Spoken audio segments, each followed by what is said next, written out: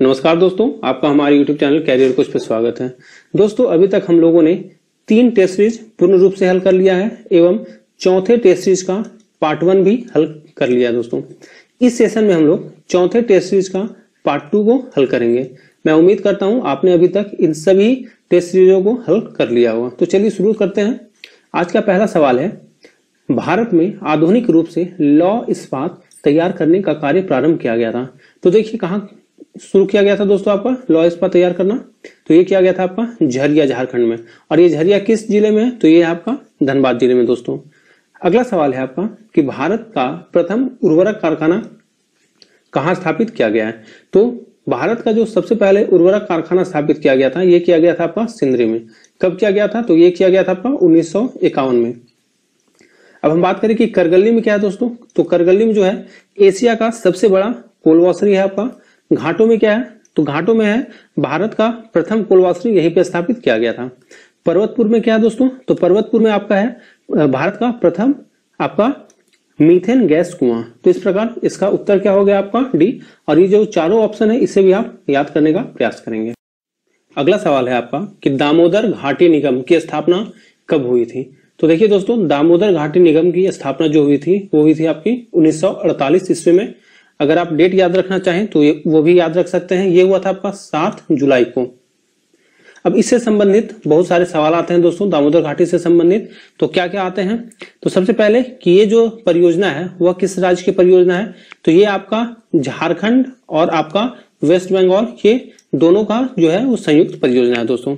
उसके बाद एक सवाल ये भी पूछा जाता है कि ये किस घाटी परियोजना से प्रेरित होकर इसे बनाया गया था? तो ये जो है आपका अमेरिका का टेनेसी घाटी। कौन सा? तो टेनेसी घाटी परियोजना से इसको प्रेरित होकर इसको बनाया गया था दोस्तों। और अगर हम बात करें कि इस परियोजना के अंतर्गत कितने बड़े बांधों का निर्माण किया गया था, तो 8 इसमें बड़े बांध का निर्माण किया गया था। एक आपका अवरोधक बांध था दोस्तों, और 6 जो है वह जल विद्युत गृह है, और 3 जो है आपका 3 तापीय विद्युत गृह है। तो ये सब भी सवाल इसमें पूछा जाता है। तो इस प्रकार ये सारे फैक्ट जो आप याद रखेंगे। अगला सवाल है आपका कि झारखंड राज्य की सबसे लंबी एवं प्रदूषित नदी कौन सी है? तो देखिए, झारखंड की सबसे अगर लंबी और प्रदूषित नदी का बात किया जाए तो ये है आपका दामोदर नदी। और दामोदर नदी जो है दोस्तों वो है आपका, इसे बंगाल का जो है शोक भी कहा जाता है। तो इस प्रकार इसका उत्तर जो हो गया, इसका उत्तर हो गया आपका सी। अगला सवाल है आपका कि उत्तरी कोयल नदी है। तो देखिए दोस्तों, हम लोग जानते हैं ये आपका झारखंड का मैप है, और इसमें जो नदियां प्रवाहित होती है उसे हम लोग उत्तरीवर्ती और दक्षिणवर्ती और पूर्वीवर्ती इस प्रकार से इसको बांटते हैं। यानी जो उत्तर की ओर प्रवाहित हो रही है उसको उत्तरवर्ती नदी कहते हैं दोस्तों, और जो आपका दक्षिण की ओर प्रवाहित हो रही है उसको दक्षिणवर्ती, और जो पूरब की ओर प्रवाहित हो रही है उसको पूरबवर्ती कहते हैं। तो अगर हम लोग उत्तरी कोयल का बात करें तो इसका जो उद्गम है, इसका उद्गम है आपका कहां से? तो इसका उद्गम है आपका रांची के पठार से दोस्तों, और रांची के पठार यहाँ मध्य भाग से। और इसका जो मुहाना है आपका, ये है आपका सोन नदी। और सोन नदी हम लोग जानते हैं कि झारखंड का उत्तर पश्चिमी भाग में बहता है दोस्तों, और ये जो है आपका उत्तरी कोयल, ये इसमें जाकर मिल जाता है। तो अगर हम लोग बात करें कि ये किस प्रकार की नदी है तो कौन सी नदी हो जाएगी? तो ये हो जाएगी आपका उत्तरवर्ती नदी। अगला सवाल है आपका कि हुंड्रू जलप्रपात किस नदी पर स्थित है? तो हम लोग जानते हैं कि हुंड्रू जलप्रपात जो है वह आपका स्वर्ण रेखा नदी पर स्थित है, और ये कहाँ है? तो ये है आपका रांची में। अब इससे संबंधित कुछ अन्य तथ्य भी हैं, जैसे अगर इसका ऊंचाई का बात करें तो ये है आपका 98 मीटर, और अगर इसको फीट में बात करें दोस्तों तो ये है आपका 321 फीट, और ये झारखंड का दूसरा सबसे ऊंचा जलप्रपात है। और अगर हम लोग बात करें कि झारखंड का सबसे ऊंचा जलप्रपात तो कौन सा था दोस्तों? तो वो है आपका बूढ़ा घाघ जलप्रपात। और अगर इसका ऊंचाई का बात करें तो इसका ऊंचाई कितना था आपका? तो इसका ऊंचाई था आपका 137 मीटर, और फीट में बात करें दोस्तों तो ये है आपका 450 फीट। और अगर बात करें कि ये किस नदी पर स्थित है, तो ये किस नदी पे स्थित है दोस्तों? तो ये है आपका बूढ़ा नदी पे। किस पे? तो बूढ़ा नदी पे ये स्थित है। अगला सवाल है आपका कि झारखंड राज्य में सर्वाधिक वर्षा प्राप्त करने वाला स्थान है। दोस्तों, अगर वर्षा का बात करें तो एक यहां से एक सवाल ये बनता है कि झारखंड का औसत वार्षिक वर्षा कितना है? तो ये कितना है दोस्तों? तो ये है आपका 140 सेंटीमीटर। अब अगर हम लोग बात करें कि झारखंड में किस राज्य में सर्वाधिक वर्षा होता है? तो ये होता है दोस्तों कहां पे? तो ये होता है आपका हजारीबाग में। यहां जो सवाल पूछा गया था, ये पूछा गया था कि कौन सा स्थान जो है वहां सर्वाधिक वर्षा होता है? तो ये होता है आपका नेतरहाट का पठार में दोस्तों। और अगर बात करें कि यहाँ होता कितना सेंटीमीटर होता है, तो ये आपका 180 सेंटीमीटर से भी अधिक वर्षा होता है। अगर बात करें कि सबसे कम वर्षा वाला क्षेत्र कौन सा है, तो ये है आपका चाईबासा का मैदान। तो इस प्रकार इस सवाल का उत्तर कौन सा हो गया? इसका उत्तर हो गया आपका बी। अगला सवाल है आपका कि झारखंड राज्य का जादूगोड़ा कौन सा? तो जादूगोड़ा नामक स्थान किस खनिज भंडार के लिए जाना जाता है? तो जादूगोड़ा कहाँ है दोस्तों? तो जादूगोड़ा जो है ये आपका पूर्वी सिंहभूम में है। और ये किस लिए जाना जाता है? तो ये जाना जाता है आपका यूरेनियम के लिए दोस्तों। अब अगर हम लोग बात करें कि काइनाइट के लिए कौन सा जगह प्रसिद्ध है, या काइनाइट जो है या कहाँ पाया जाता है, तो ये भी आपका दोस्तों है पूर्वी सिंहभूम में ही है। कौन सा जगह है? तो ये है आपका लिप्सा बुरू। काफी इंपॉर्टेंट है, इससे हमेशा सवाल पूछा गया है, पिछले बार भी पूछा गया था दोस्तों। लिप्सा बुरू जगह जो है वहां आपका काइनाइट पाया जाता है दोस्तों।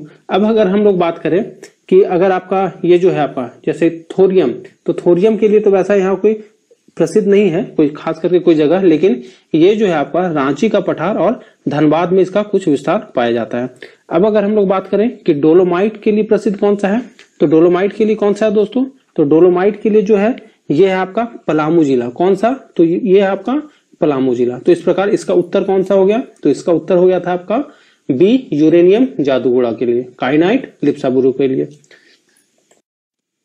अगला सवाल है आपका कि किस वर्ष टिस्को का नाम बदलकर टाटा स्टील कर दिया गया था? तो देखिए टिस्को का नाम बदलकर टाटा स्टील कब किया गया था? तो ये किया गया था आपका 2005 में। लेकिन इससे संबंधित और भी सवाल पूछे जाते हैं, जैसे इसका स्थापना जो है वह कब हुआ था दोस्तों? तो ये हुआ था आपका 1907 ईस्वी में। यहां से लोहे का उत्पादन कब प्रारंभ हुआ था? तो ये हुआ था आपका 1911 में। और अगर हम बात करें कि इस्पात का उत्पादन कब प्रारंभ हुआ था दोस्तों? तो ये हुआ था आपका 1914 ईस्वी में। अगला सवाल है आपका कि भारतीय लाह अनुसंधान स्थित है। तो हम लोग जानते हैं कि लाह जो है दोस्तों, भारत का 60% जो लाह का उत्पादन होता है वह झारखंड से ही होता है। तो यहाँ सवाल पूछा गया है कि आपका भारतीय लाह अनुसंधान कहाँ स्थित है? तो ये है आपका रांची में। रांची में कहाँ दोस्तों? तो रांची में ये है आपका नामकुम में, नामकुम में स्थित है दोस्तों। और यहाँ से एक सवाल ये भी पूछा जा सकता है कि इसे कब स्थापित किया गया था इस संस्थान को? तो इसे स्थापना जो हुई थी दोस्तों ये हुई थी 1925 ईस्वी में। तो इस प्रकार से यहाँ से अन्य तथ्य भी जो है उन्हें आप याद कर लेंगे। अगला सवाल है आपका कि किस नीति के अंतर्गत झारखंड सरकार द्वारा जिला स्तर पर भूमि बैंक का निर्माण करना सुनिश्चित किया जा रहा है? तो देखिए किस नीति के अंतर्गत किया गया था? तो ये किया गया था आपका औद्योगिक नीति के अंतर्गत जिला स्तर पर जो है भूमि बैंक का निर्माण। और क्यों किया जाएगा, क्या था इसके पीछे कारण दोस्तों? तो इसका कारण था ताकि आधारभूत संरचना का विकास हो सके और उसके साथ ही आपका औद्योगिक इकाई की भी स्थापना जो है हो सके। अगला सवाल है आपका विस्थापन एवं पुनर्वास नीति के तहत कम से कम किस स्तर तक के अधिकारी को पुनर्स्थापना एवं पुनर्वास प्रशासक के रूप में नियुक्त किया जाएगा? तो देखिए आपका विस्थापन एवं पुनर्वास नीति के तहत जो है आपका उपायुक्त जो है आपका उपायुक्त लेवल के अधिकारी जो है उन्हें ही जो है आपका पुनर्स्थापना एवं पुनर्वास प्रशासक के रूप में नियुक्त किया जाएगा दोस्तों। तो इस प्रकार इसका उत्तर क्या हो गया? तो इसका उत्तर हो गया आपका डी। अगला सवाल है आपका कि विस्थापन एवं पुनर्वास नीति के तहत सामाजिक प्रभाव मूल्यांकन की स्वीकृति के कितने दिनों के अंदर किसी क्षेत्र को प्रभावित क्षेत्र के रूप में घोषित किया जाएगा? तो देखिए दोस्तों आपका 15 दिन के अंदर जो है, कब? तो जब आपका सामाजिक प्रभाव मूल्यांकन स्वीकृत हो गया है उसके 15 दिन के अंदर जो है आपको उस क्षेत्र को प्रभावित क्षेत्र के रूप में घोषित करना होगा। और ये दोस्तों अनिवार्य है। तो ये कितने दिन के अंदर करना होगा? तो आपको 15 दिन के अंदर। अगला सवाल है आपका कि प्रत्यर्पण एवं पुनर्वास नीति 2009 के तहत उग्रवादी के प्रत्यर्पण को स्वीकार करने हेतु गठित स्क्रीनिंग समिति का अध्यक्ष कौन होता है दोस्तों? तो देखिए इसका जो अध्यक्ष होता है, किसका अध्यक्ष? तो स्क्रीनिंग समिति का अध्यक्ष ये होता है आपका पुलिस अधीक्षक। और अगर हम बात करें कि इस स्क्रीनिंग समिति के अन्य सदस्य कौन होते हैं दोस्तों, तो इसके अन्य सदस्य एक तो आपका जिला दंडाधिकारी हो जाएगा और पुलिस महानिदेशक जो होंगे वो इसके अन्य सदस्य। अगला सवाल है आपका कि झारखंड में राज्य खाद्य सुरक्षा कानून कब लागू किया गया था। देखिए आपका जेपीएससी पेपर 2 में योजना से कितना सवाल पूछा जाएगा, तो 5 सवाल पूछा जाएगा। तो इसमें आपसे पूछा गया है कि राज्य खाद्य सुरक्षा कानून कहां पे, तो झारखंड में कब लागू किया गया था। तो हम लोग जानते हैं दोस्तों कि आपका केंद्र सरकार का एक योजना था, कौन सा, राष्ट्रीय खाद्य सुरक्षा अधिनियम 2013। इसी को जो है झारखंड सरकार के द्वारा 25 सितंबर 2015 को जो है लागू किया गया था। कहां पे, तो झारखंड में। इस प्रकार इसका उत्तर क्या हो जाएगा आपका, तो इसका उत्तर हो गया आपका ए। अगला सवाल है झारखंड राज्य में किस वर्ष खाद्य प्रसंस्करण नीति की घोषणा की गई थी। तो दोस्तों ये भी जो है आपका कब घोषणा की गई थी इसकी, तो इसकी घोषणा की गई थी आपका 2015 में।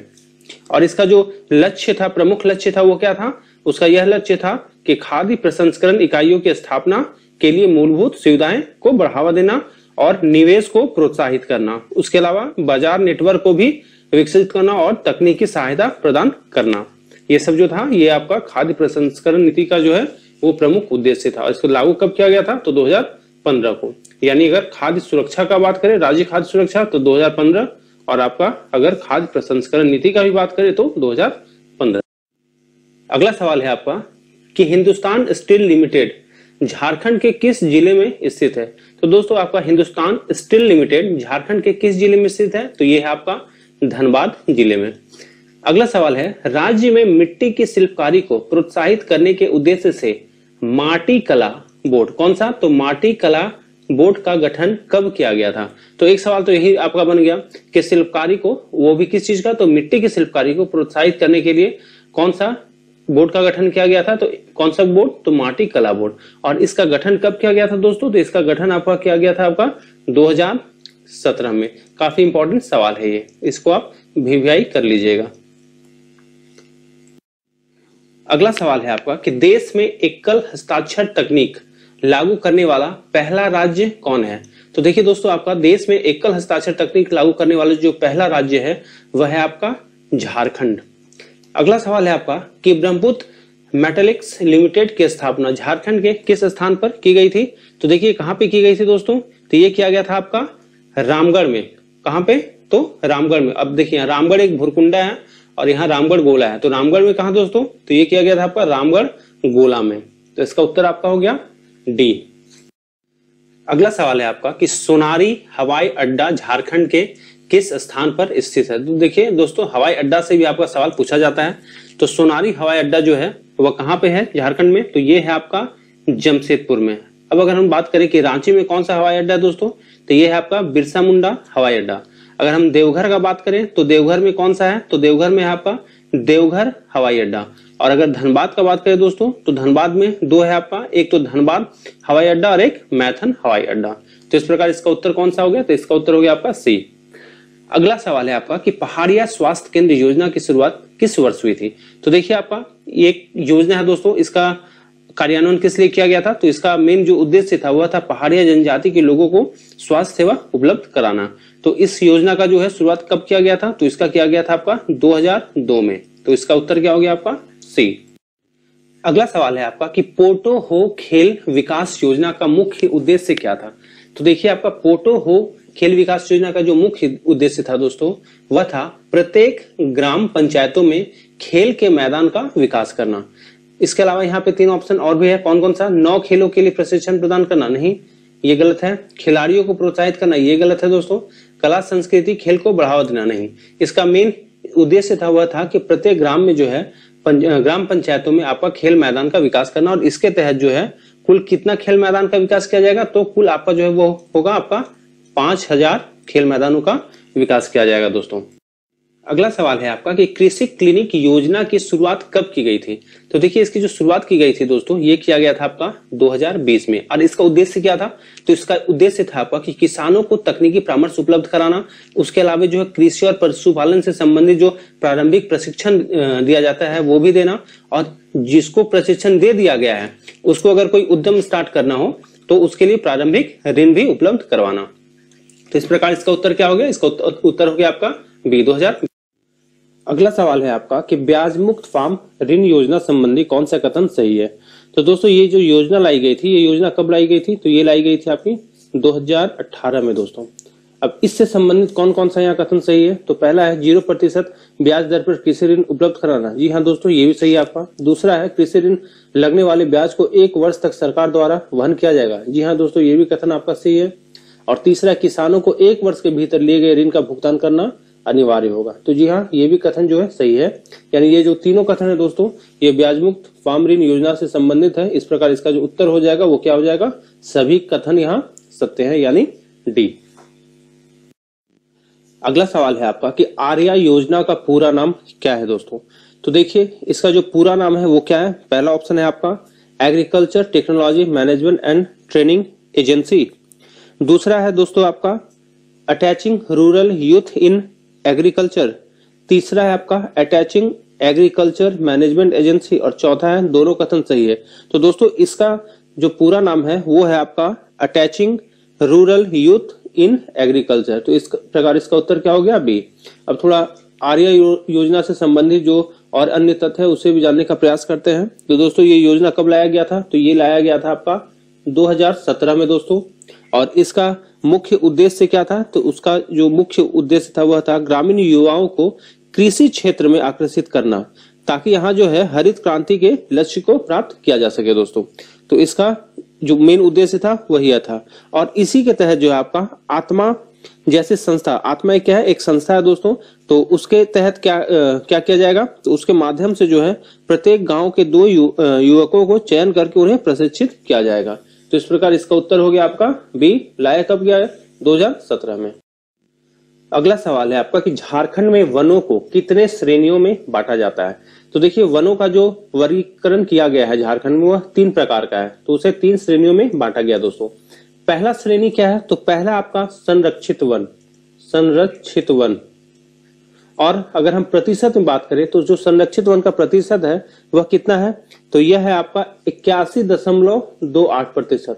ये जो फैक्ट है ये भी पूछा जाता है। और अगर हम बात करें दोस्तों संरक्षित वन झारखंड में सबसे अधिक कहाँ है? तो ये है आपका कहाँ पे? तो ये है आपका हजारीबाग में, हजारीबाग में दोस्तों।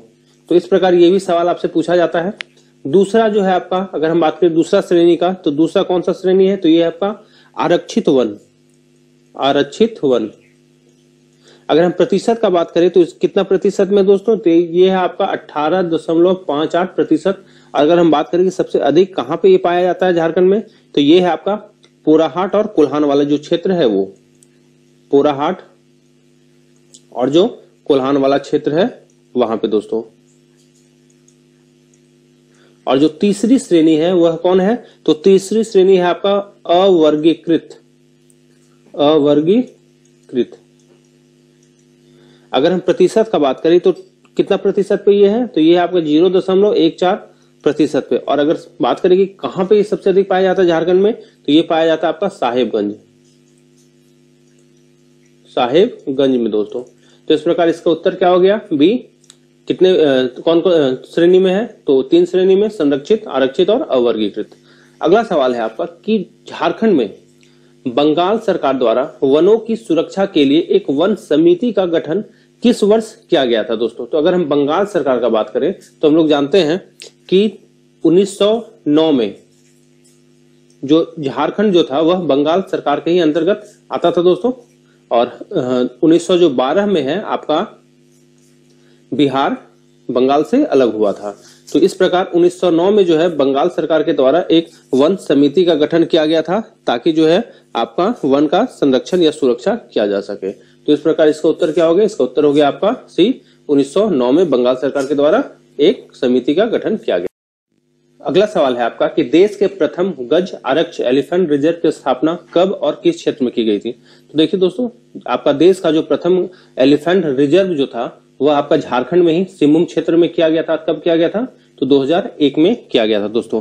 और हम लोग जानते हैं कि दालमा वन्यजीव अभ्यारण्य जो है आपका 1992 में एशियाई हाथियों के स्व स्थानीय संरक्षण हेतु हाथी परियोजना प्रारंभ किया गया था। यानी हाथी परियोजना कहाँ प्रारंभ किया गया था? तो ये आपका किया गया था दालमा वन जीव अभ्यारण्य में। कब? तो 1992 ईस्वी में। अगला सवाल है कि झारखंड जैव विविधता बोर्ड की स्थापना कब की गई है दोस्तों?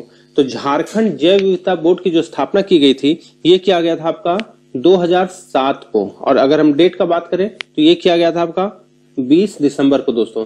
अब एक सवाल आपके लिए है, आप कमेंट बॉक्स में इसका उत्तर दीजिएगा कि आपका जैव विविधता दिवस, विश्व जैव विविधता दिवस कब मनाया जाता है? इस सवाल का दोस्तों आप आंसर देंगे कमेंट में। देखते हैं कौन कौन सा इसका आप सही आंसर दे पाते हैं। अगला सवाल है दोस्तों कि मगर प्रजनन केंद्र की स्थापना कब और कहां की गई थी? तो देखिए झारखंड में जो मगर प्रजनन केंद्र है वह कहां किया गया था? तो ये किया गया था आपका मुत्तर में। और कब किया गया था? तो ये किया गया था आपका 1987 ईस्वी में। किसके द्वारा? तो IUCN के द्वारा किया गया था दोस्तों। अब अगर हम लोग बात करें कि झारखंड नवीकरणीय ऊर्जा विकास एजेंसी जेडा यानी Jharkhand renewable energy development agency, इसका गठन कब किया गया था दोस्तों? तो इसका जो गठन किया गया था यह किया गया था आपका 2001 में।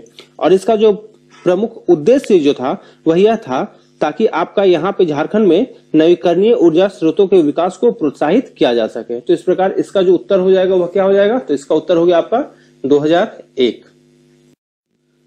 अगला सवाल है आपका कि 1989 में पहली बार जलवायु सम्मेलन कहां किया गया था दोस्तों? तो देखिए जो सबसे पहली बार जो जलवायु सम्मेलन किया गया था वह किया गया था आपका स्विट्जरलैंड के जेनेवा शहर में दोस्तों। और हम लोग जानते हैं कि अभी वर्तमान में जो जलवायु परिवर्तन है वह दुनिया के सामने सबसे बड़ी चुनौती बनके उभरी है। अगला सवाल जो है आपका कि जापान के क्योटो में, क्योटो एक जापान का बहुत ही खूबसूरत शहर है दोस्तों, तो वहां पे एक सम्मेलन हुआ था। तो वही पूछा जा रहा है यहाँ पे कि जापान की क्योटो में कार्बन उत्सर्जन संबंधी एक बाध्यकारी समझौता कब हुआ? उसे हम लोग क्योटो प्रोटोकॉल के नाम से जानते हैं दोस्तों। तो ये जो आपका बाध्यकारी समझौता जो हुआ था यह कब हुआ था आपका? तो दोस्तों ये हुआ था आपका 1997 में। कब? तो 1997 ईस्वी में हुआ था। कहां पे हुआ था ये? तो ये हुआ था आपका जापान के क्योटो में। देखिए दोस्तों आपका जेपीएससी में जो आपका जलवायु परिवर्तन है इससे भी सवाल पूछा जाएगा। और ये सब जितने प्रोटोकॉल हैं ये आपको याद रखने होंगे कि कब कौन सा समझौता हुआ था, कौन सा बाध्यकारी समझौता था, किस समझौते के तहत क्या किया गया था। तो ये सब सभी आपको याद रखना होगा। इसका हम लोग एक अलग से वीडियो बनाएंगे और उसमें जितने भी अभी तक समझौते हुए हैं जहां से सवाल हमेशा पूछे जाते हैं उन सभी सवालों को हम लोग जो है वहां पे डालेंगे दोस्तों। अगला सवाल है कि किसके सहयोग से झारखंड राज्य में जलवायु केंद्र की स्थापना की गई दोस्तों? तो देखिए झारखंड में जो आपका जलवायु केंद्र की जो स्थापना की गई थी वह किसके सहयोग से की गई थी? तो ये की गई थी आपकी UNDP। UNDP क्या है दोस्तों? तो ये है आपका संयुक्त राष्ट्र विकास कार्यक्रम यानी यूनाइटेड नेशन डेवलपमेंट प्रोग्राम। इसी के सहयोग से आपका झारखंड में जलवायु केंद्र की स्थापना की गई थी। अगला सवाल है आपका कि झारखंड राज्य मुख्यतः किस जलवायु क्षेत्र के अंतर्गत आता है? तो देखिए दोस्तों जो हमारा झारखंड है यह किस जलवायु क्षेत्र के अंतर्गत आता है? तो ये आता है आपका उष्ण कटिबंधीय मानसूनी जलवायु क्षेत्र के अंतर्गत ये आता है दोस्तों। अगला सवाल है आपका कि भूकंप संवेदनशीलता की दृष्टि से झारखंड राज्य को कौन से जोन के अंतर्गत रखा गया है? तो देखिए जो जोन है दोस्तों पूरे देश को जो है अगर भूकंप के आधार पर बांटा गया है तो अलग अलग जोन में बांटा गया है। कुछ जोन जो है वह काफी संवेदनशील होते हैं। तो अगर हम लोग झारखंड का बात करें तो झारखंड राज्य जो है वह न्यूनतम जोखिम वाले जोन में आता है दोस्तों। तो अगर हम लोग यहाँ पे बात करें कि कौन से जोन में इसको रखा जाएगा तो ये रखा जाएगा आपका C यानी दूसरा, तीसरा, चौथे जोन में इसको रखा गया है। अगला सवाल है आपका कि सूखा कब आपदा का रूप ले लेती है? तो देखिए अगर हम लोग जानते हैं कि अगर राज्य में जो है अगर जो बारिश होता है दोस्तों वह कितना होता है आपका? तो यहाँ का औसत वर्षा है 140 सेंटीमीटर। लेकिन अगर मान के चलिए कि कभी भी जो सामान्य वर्षा हो रहा है उससे अगर 25% कम वर्षा होने लगे तो इसे हम लोग क्या कहते हैं? तो इसे हम लोग कहते हैं सामान्य सूखा। ठीक है। लेकिन अगर जो वर्षा आपका होता है उससे अगर 25 से 50% कम वर्षा हो जाए तो उसे हम लोग क्या कहते हैं दोस्तों? तो उसे हम लोग कहते हैं कि ये कम वर्षा हुआ है। अगर 50% से कम वर्षा हो जाए तो उसे हम लोग क्या कहते हैं कि ये अब गंभीर सूखा का रूप ले लिया है। लेकिन अगर मान के चलिए कहीं पे भी 75% से कम वर्षा हो जाए, मतलब जितना होता था उसका 75% से भी कम हो जाए तो इसको हम लोग कहते हैं कि ये एक क्या आ गया है? ये एक आपदा का रूप ले लिया है दोस्तों। जैसे अगर 2010 का बात करें तो 2010 में जो है झारखंड राज्य जो था वह गंभीर सूखे से प्रभावित था। यानी इसमें क्या हुआ होगा, तो आपका जो वर्षा होता है झारखंड में उससे 50% कम वर्षा हुआ होगा। कब, तो 2010 में। तो इस प्रकार इसका जो उत्तर हो गया दोस्तों ये क्या हो गया, तो इसका उत्तर हो गया आपका डी। अगला सवाल है आपका कि जंगलों में आग लगने का प्रमुख कारण क्या है दोस्तों। तो देखिए पहला ऑप्शन है आपका हवाओं के कारण पेड़ों के टकराने से उत्पन्न आग। दूसरा है आपका मानव द्वारा महुआ और वृक्ष की लकड़ियों के संग्रहण के लिए रोशनी के लिए आग जलाना। जैसे होता क्या है कि मान के चलिए कोई महुआ चुनने जाता है तो वो काफी सुबह जाता है, मान के चलिए 4 बजे सुबह गया तो उस समय तो काफी अंधेरा रहता है, तो वहां पे रोशनी जलाने के लिए क्या करते हैं वो लोग कि आसपास की लकड़ियों को चुनकर उसमें आग लगा देते हैं ताकि वहां पे रोशनी हो सके दोस्तों। तीसरा है आपका कि पर्यटकों की लापरवाही के कारण जलती हुई माचिस की तिल्ली को जंगलों में फेंका जाना। जी हाँ दोस्तों, कितने बार ये देखे होंगे कि कोई जंगल में घूमने गया, वो माचिस का तिल्ली जलाया और गलती से इधर उधर फेंक दिया। तो इस प्रकार ये जो तीनों ऑप्शन है वह सही है। तो इसका जो उत्तर हो जाएगा वह क्या हो जाएगा, तो इसका उत्तर हो जाएगा आपका डी, उपरोक्त में से सभी। अगला सवाल है आपका कि बिरसा कृषि विश्वविद्यालय किस आपदा हेतु शैक्षणिक एवं तकनीकी कार्यों का संचालन करती है दोस्तों। तो देखिए इस सवाल को हल करने से पहले हम लोग कुछ इसके बारे में जानने का प्रयास करेंगे। जैसे दोस्तों मान के चलिए कहीं पे भी अगर कोई आपदा आता है और अगर आपको उस आपदा के आने से पहले अगर कुछ उसकी जानकारी दे दी जाए तो आप उस आपदा के प्रभाव को कम कर सकते हैं। तो दोस्तों इसके लिए क्या किया गया है कि एक आपका आपदा प्रबंधन ज्ञान सह प्रदर्शन केंद्र की स्थापना किया गया है। इसी को हम लोग सृजन भी कहते हैं। क्या कहते हैं इसको, सृजन। अब इसके तहत क्या किया गया दोस्तों कि इसके तहत जो है अलग अलग विभाग बनाया गया है और जो अलग अलग विभाग होगा वो अलग अलग आपदा के बारे में आपको बताएगा, उसके बारे में आपको जानकारियां देगा। तो जैसे यहाँ आपका बिरसा कृषि विश्वविद्यालय है, ये जो विभाग है वो किस आपदा के बारे में आपको जानकारी देगा या सहायता आपको प्राप्त करवाएगा दोस्तों। तो ये जो है आपका सूखा के लिए करेगा। कौन सा, तो बिरसा जो करेगा वो बिरसा कृषि विश्वविद्यालय किसके लिए है, तो सूखा के लिए है। अगर उसी तरह हम बात करें दोस्तों आपका कि मान के चलिए आपका भूकंप के लिए, तो भूकंप के लिए कौन सा है दोस्तों, तो ये जो भूकंप है उसके लिए है आपका ये बीआईटी मेसरा। कौन सा, तो बीआईटी मेसरा। उसी प्रकार अगर हम बात करें आपका कि खनन के लिए क्या है, जैसे खनन के समय भी मान के चलिए आपदा होता है, मान के चलिए आपका कहीं कोई खनन हो रहा है और उस समय सारा ढांचा ही आपका ढह जाए, कहाँ कितना गहराई करना है। तो इस प्रकार अगर हम लोग खनन का बात करें तो खनन के लिए क्या है, तो ये है आपका भारतीय खनन स्कूल जो कि धनबाद में है दोस्तों। उसी प्रकार अगर अभी हम लोग मान के चलिए आपका बाढ़ के लिए बात करें तो बाढ़ के लिए क्या है आपका, तो ये है आपका जेसैक है। तो इस प्रकार इसका उत्तर क्या हो गया, इसका उत्तर हो गया आपका सी, सूखा।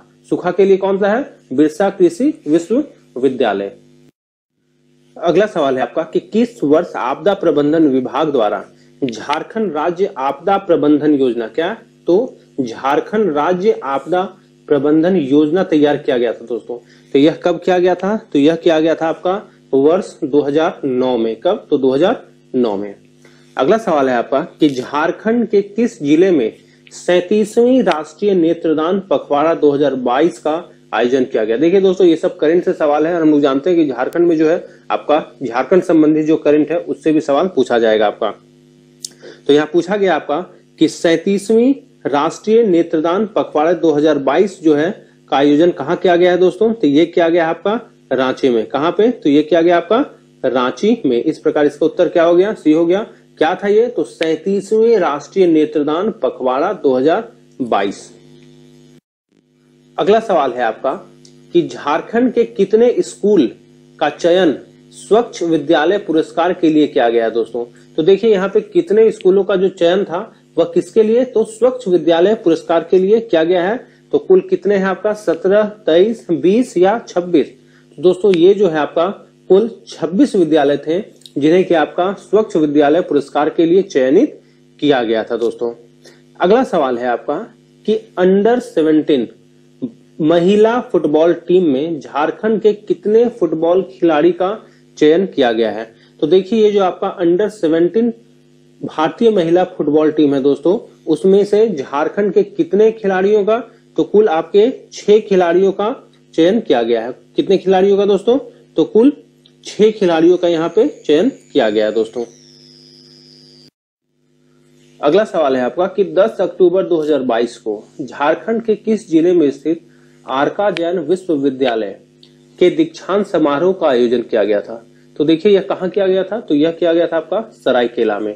कौन सा विश्वविद्यालय का था, तो यह था आपका आरका जैन विश्वविद्यालय। अगला सवाल है आपका कि किस जिले में साइबर क्राइम से बचाव के लिए जागरूकता अभियान चलाया गया दोस्तों। तो देखिए ये आपका जो अभियान चलाया गया था साइबर क्राइम से बचाव के लिए, ये आपका चलाया गया था सीआईडी के द्वारा।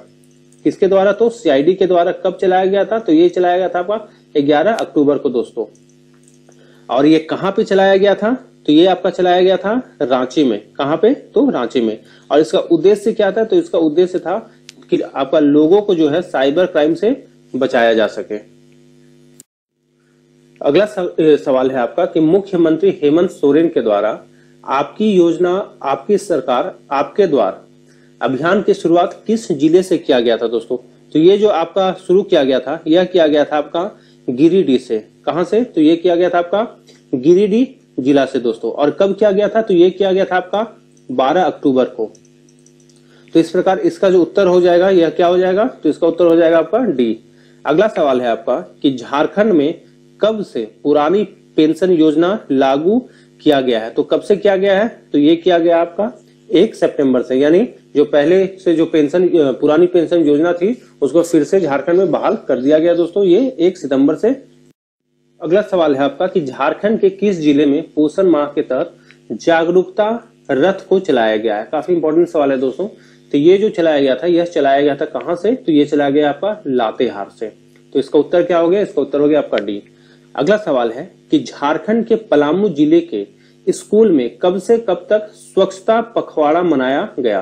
तो कब से कब तक मनाया गया है, तो ये मनाया गया आपका 1 से 15 सितंबर के बीच। आपसे ये भी सवाल पूछा जा सकता है कि 1 से 15 सितंबर या सितंबर तक जो है आपका स्वच्छता पखवाड़ा कहाँ मनाया गया है। तो कहाँ, तो ये आपका पलामू, झारखंड के पलामू जिले के स्कूलों में मनाया गया था दोस्तों। तो इस प्रकार इसका उत्तर हो गया सी। तो मैं उम्मीद करता हूं कि आपने ये 50 महत्वपूर्ण सवाल जो है वह हल कर लिए होंगे, और जितने भी पिछले आपका टेस्ट सीरीज था उन्हें भी आपने हल कर लिया होगा दोस्तों। तो चलिए मिलते हैं अगले सेशन में, तब तक के लिए धन्यवाद। यदि आपने चैनल को सब्सक्राइब नहीं किया है तो कर लें। धन्यवाद।